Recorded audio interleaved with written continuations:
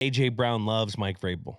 I do know that Drake May is doing some decent things over there. Because I could see him staying, but I could see Howie doing some Howie stuff.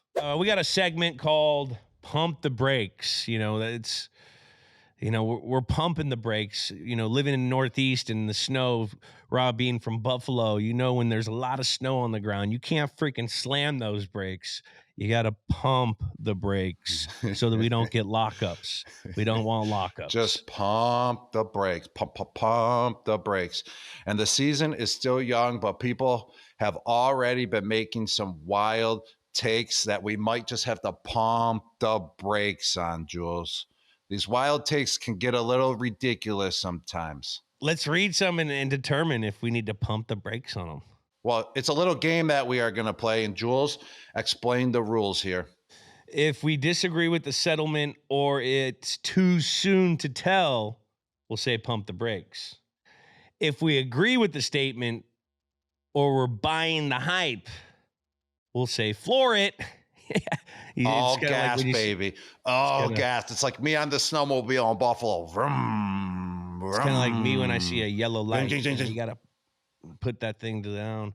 And then if we have no freaking idea, we will say keep it in neutral. We'll keep it in neutral. The New England Patriots are back in business. Is this a pump the brakes, a neutral, or a gas it? Whoa. I would say keep it in neutral, Jules. It's good to see what they did last week.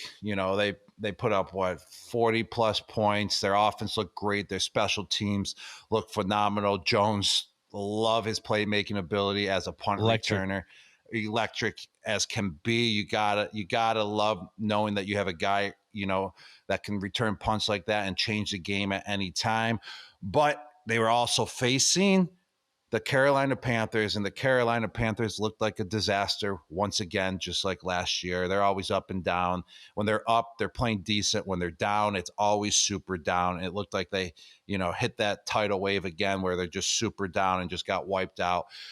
But you got to give the Patriots credit. They're 2-2 right now, and it's good to see a team blow out another team, when you're supposed to blow them out. That means you're not playing down to your level. You're playing high-level football, and it's good to see what they did. So I'm just, keeping it in neutral right now, and we got to see them do that again and ride the wave from here after that big win last week. Yeah, for me, this reminded me of like an old school Patriots win. You were fundamentally sound. You took care of the football. You were efficient in the pass game. You had a good run game. You made a couple plays on special teams. That's how we used to win a lot of ball games. I mean, we used to win at least 1 or 2 games a year because of special teams. And it was good to see a special teams play. Shout out to Jones. I think he broke a record for most all-time punt yards in a game. That's huge. Mac Hollins looking like a nice red area target.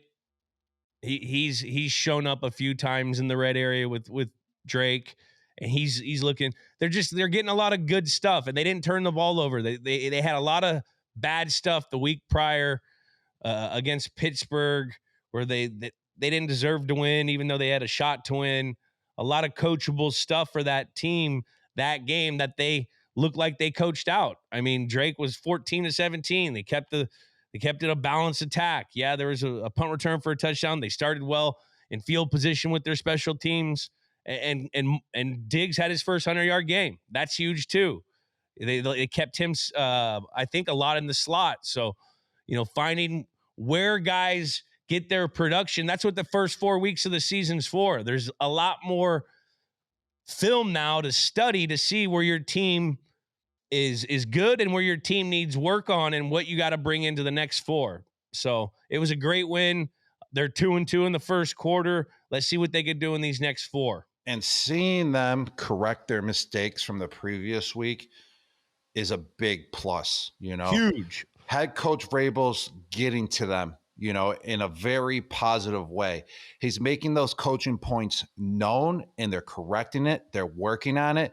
And those are the teams that are in the playoffs and in the run at end of the year are the guys that can fix their mistakes. And they did that from the previous week when they had 5 turnovers, which lost them the game, I would say, versus the Pittsburgh Steelers. 1,000%. A.J. Brown's days in Philadelphia are numbered. Whoa. Pump the brakes. Pump them hard. This is kind of like last year as well. We already been through this, Julian. And then they won the Super Bowl, and A.J. Brown came through, when A.J. Brown needed to come through. They need him this year in order to get back to the Super Bowl. Yes, they've been all over the place, the Philadelphia Eagles, but they're 4-0 right now, and they just know how to win football games. And when they need that aerial attack, they're going to have to come through and use it, because that's going to have them. That's going to have to help them win games down the future. So pump the brakes.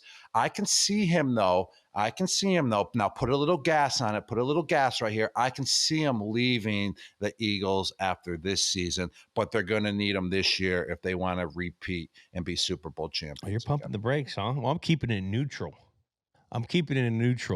Because – yeah, they did this all last year, right? Yeah, they did. They did. I don't know where to go with the Philadelphia Eagles on this, but I do know that A.J. Brown loves Mike Vrabel. I do know that Drake May is doing some decent things over there. I don't know, Just imagine Drake maybe Batman's May. Time in Philadelphia. Maybe it's over, because those streets are safe. Those streets I think are safe. they're going to need him. They're going to need him. They're going to need him for sure. But I mean, Howie Roseman over there. You know what hey, this team's expensive. This team is expensive. There's a lot of people on this team that are making a lot of money. And if they can get some stuff, maybe some more draft picks or something. I don't know how. I don't. That's why I'm keeping it neutral, because I could see him staying. But I can see Howie doing some Howie stuff.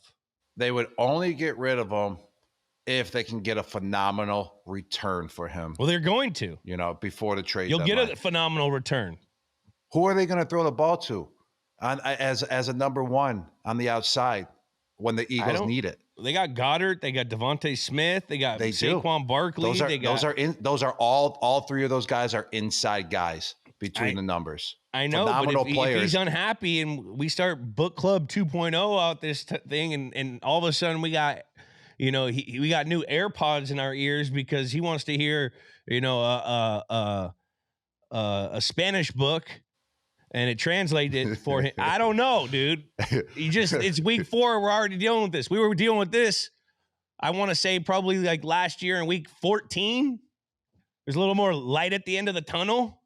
This is early. There ain't the light at the end of the tunnel is a train. It's week 4. Hey, I got a bright idea. Give him 20 targets next week. Keep him happy. I would love it. Let him go for over 150 in the tug. What if he doesn't get happy? Well, then you become happily miserable then, Jules. And you know what that's all about. I do. Let's move on to the next one.